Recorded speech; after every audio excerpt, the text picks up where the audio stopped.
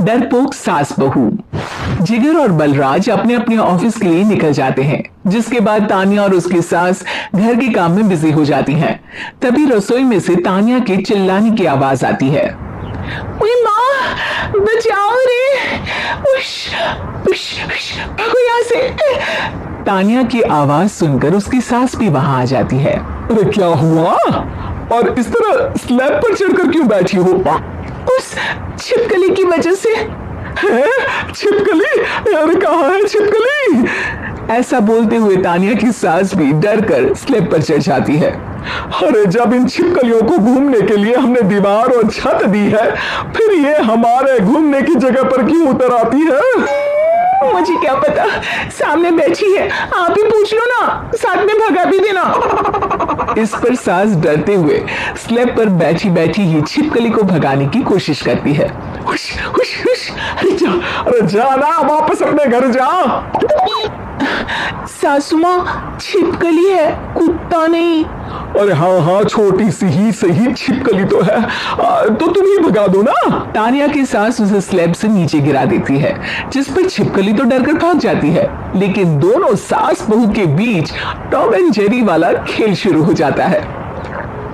आपने मुझे धक्का क्यों दिया? मुझे कुछ हो जाता तो, अगर वो मुझे खा जाती तो? अरे छिपकली थी, डायनासोर नहीं। हाँ, सिर्फ छिपकली ही थी, और आपको उससे डर नहीं लगता तो खुद क्यों नहीं भगा दिया? अरे तेरे होते हुए अगर मुझे काम करने पड़े, फिर बहू होने का फायदा क्या है? इसी तरह सुबह से शाम हो जाती है। जिगर और बलराज भी ऑफिस से घर वापस आ जाते हैं, लेकिन सास बहू की तू मैं खत्म नहीं होती। आज इस सभा का मुद्दा क्या है? मम्मी ने मुझे छिपकली के सामने फेंक दिया। अरे वाह मेरे डरपोक, मुझ पर 30 साल से शेरनी जैसे हुक्म चला रही हो और एक छिपकली से डर गई। इस पर दोनों बाप बेटे हंसने लगते हैं, जिसे देखकर सास बहू एक दूसरे की शक्ल देखते हुए अब अपनी लड़ाई भूलकर उनसे लड़ना शुरू कर देती है। अरे आप ना ज्यादा बदतमीजी ना दिखाओ, नहीं तो शेरनी के एक पंजे से 32 के 32 दांत बाहर निकल आएंगे। अपनी माँ की इस बात पर अब जिगर अपने पापा को देखकर हंसने लगता है। अरे क्यों पापा, आ गया स्वाद?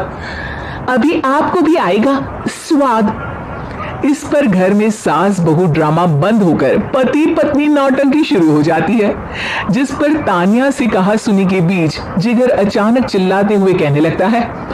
कॉकरोच, इतना बड़ा कॉकरोच, हे भगवान, मम्मी इससे कौन बचाएगा?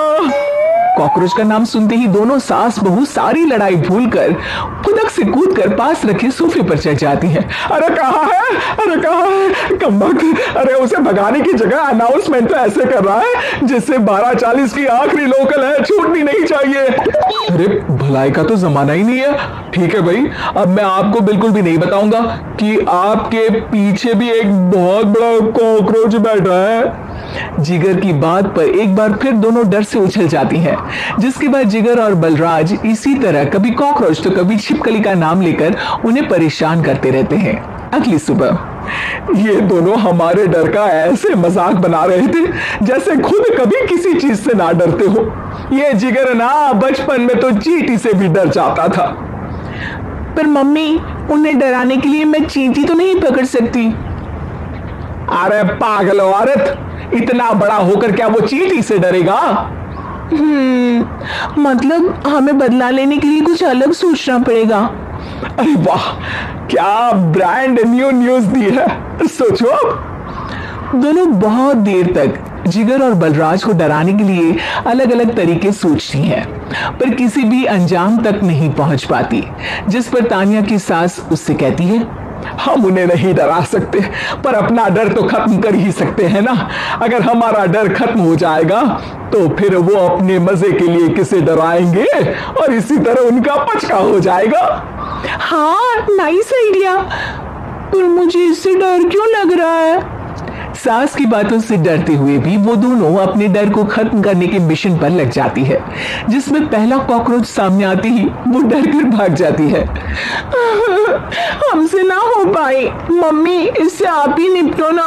अरे क्या आप निपटो, साथ चल, नहीं तो तेरे ऊपर ना छिपकली गिरा दूंगी। हाँ बस हाँ, पहले छिपकली पकड़ कर तो दिखाओ।